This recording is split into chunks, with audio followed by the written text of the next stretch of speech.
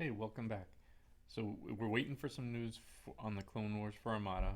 In the meantime, I think I'm going to try and discuss a couple other things about Armada.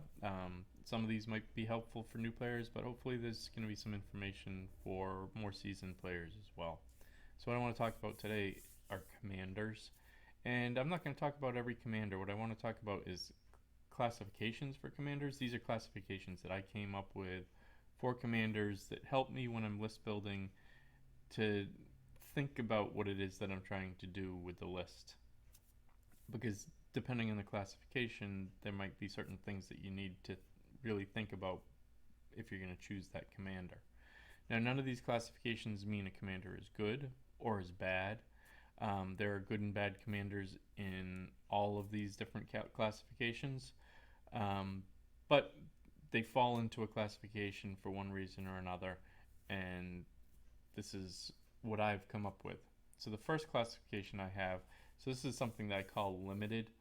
So generally speaking, when you put a commander in your list, they are going to work for your entire list. They work for the entire fleet. Well, there's a couple of exceptions in some cases that you need to think about when you're developing your list. So Krista Gate, she's a new commander.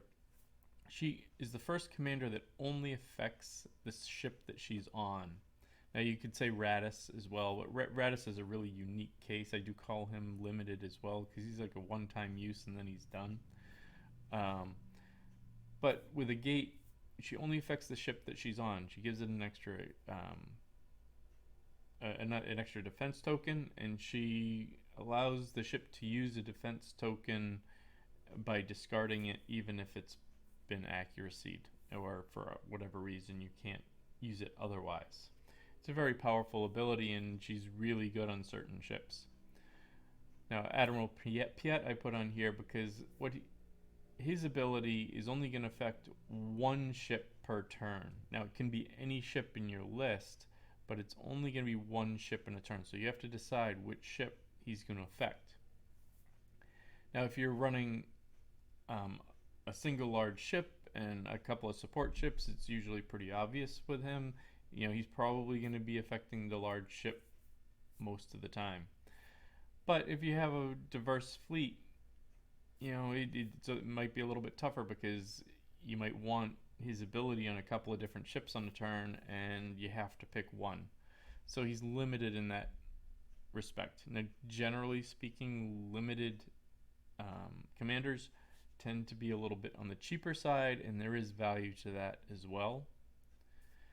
Now, the second class that I have are taxed commanders. So what I mean by taxed commanders are commanders in general. When you put them in your list, you pay the point cost to add them to your list, and that's it, and then you get their ability. Well, there are some commanders where there's an additional tax that's imposed on them in order to be able to use them even once they're in your list. Now, both Ozzel and Maydeen both require a nav token in order to be able to use their ability in that turn. Now that's fine, you know that going in, but there are ways, whether it's Cham Simdula or Raid, that your opponent can mess with your commands. And because these commanders need that command or token, it can be hairy if you run into the wrong list and they're messing with your dials or sending you raid tokens that are going to block you from being able to use the ability. So you have to think about that when you go in using a taxed ability, that if it's taxed, your opponent can sometimes attack that tax and prevent you from being able to use the ability that your fleet is built around. Now, the third type of commander that I have is conditional. So these are commanders, they're basically always on, but there is a condition to be able to use their ability. And if the condition isn't met, then you can't use their ability. Now, you could consider this as a tax as well, but I put them as slightly different classification. Now, Sato I solidly put into the conditional category. For him, you have to get a squadron within range of an enemy ship before you shoot at it. If you shoot at it with a squadron within range of that ship, then you get to change 2 of your dice when you roll them to whatever color you want. It's a great ability, but if your opponent is able to tie down your squadrons or eliminate your squadrons, then you're not going to be able to get Sato to work. He's very conditional, so you need to think about it. You want to take Tycho when you take Sato, and other certain squadrons that are going to help Sato. Another problem with Sato is because he's improving the shots of your ships, you don't necessarily want to take a full squadron complement, and so that's a tough balance to meet with him. So you need to think about that. Now, Vader is a little bit closer to the tax, but he's also conditional in that in order to be able to use him, you have to be able to spend a defense token. So there is a tax there of spending the defense token.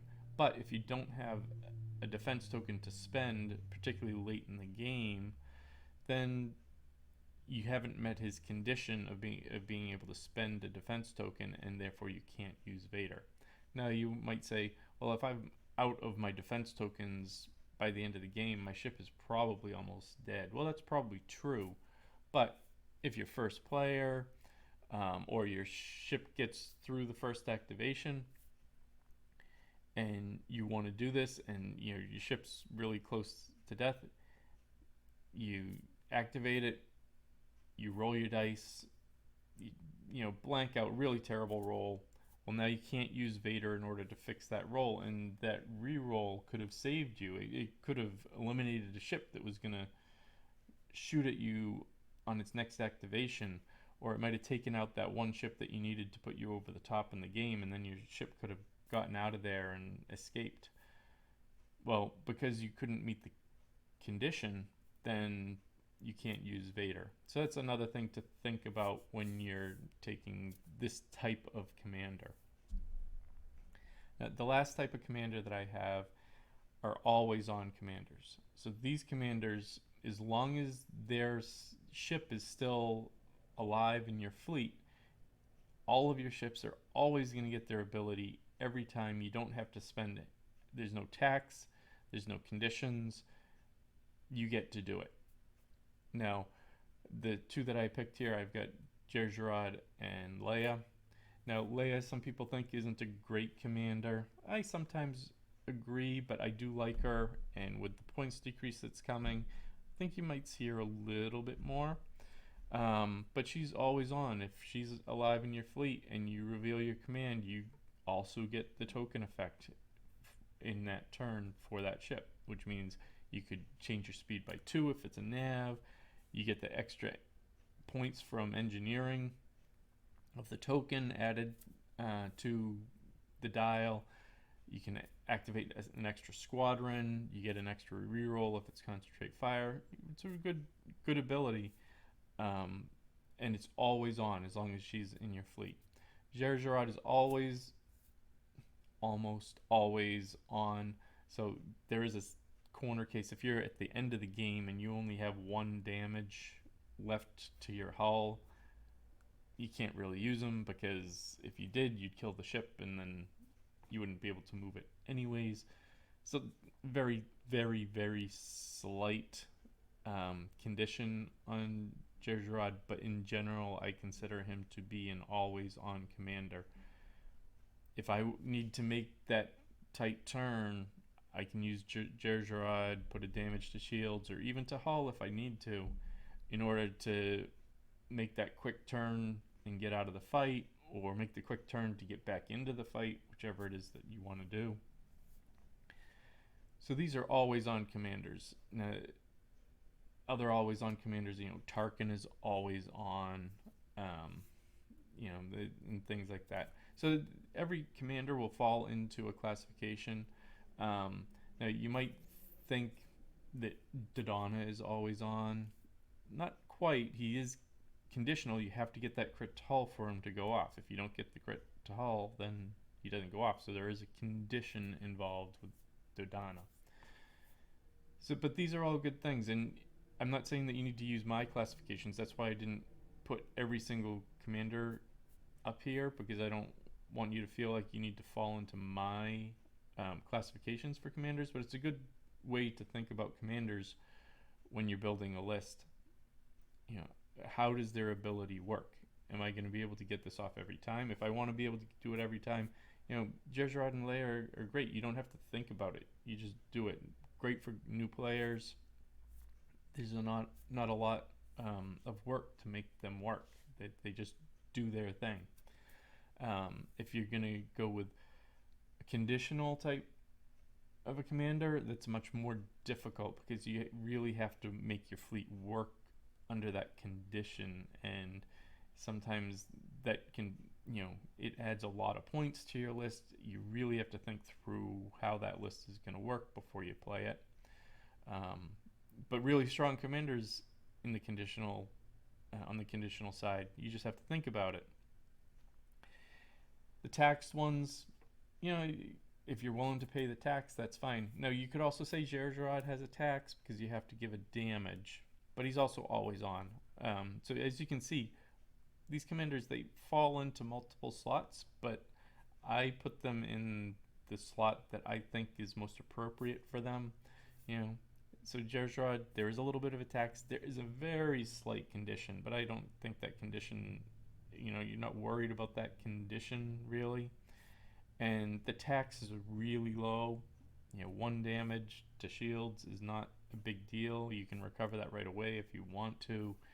If not, a lot of ships can handle a couple of damage to shields. If a couple of damage to shields is gonna do you in for the game, then things didn't go well for you anyways. So that's why I put him in the always on category, because generally speaking, you don't worry about his tax, you don't worry about his condition, because if you need to use him, you just use him. And then as far as the limited ones go, you know, you just have to realize going in on the game that that's the way that they work. I've been playing one of my friends who's got a negate list and a gate admonition list, which is just, it's not really even necessarily the list, but it's just the ship. He puts a gate on admonition, which gives it an extra token, and it's a brace. It makes admonition really hard to kill. So, you know, she has a great ability. And now the nice thing about that is the rest of your fleet, you're going to build it not worrying about her ability, because you know that it only works on that ship. So if the ship that the gate is on goes down, you're not killing the rest of your fleet. The rest of your fleet is still going to do whatever they were doing before, because, you know, she wasn't doing anything for them anyways. So all really good things to think about when you're building a list. Try and really think through what your commander is going to do. Your commander is probably the most important piece of your list. You know, you might say the ships, but I think the commander is kind of the first thing that you want to think about. You don't want to say, I'm going to, you know, use this large slow ship and then take Kraken. It doesn't make any sense, you know. So if you want to use Kraken, you're going to take lots of small, really fast ships in order to make them work. But anyways, thank you very much for watching. We'll try and get some more Armada videos out soon. It's tough with the pandemic. We're not playing a lot of games. You know, we haven't been getting much news. Hopefully in another month, maybe even for 2 months, we'll get some news. But until then, I'll try and get a couple of videos out here and there. So please like and subscribe so that you don't miss anything. And we'll see you next time. Thank you.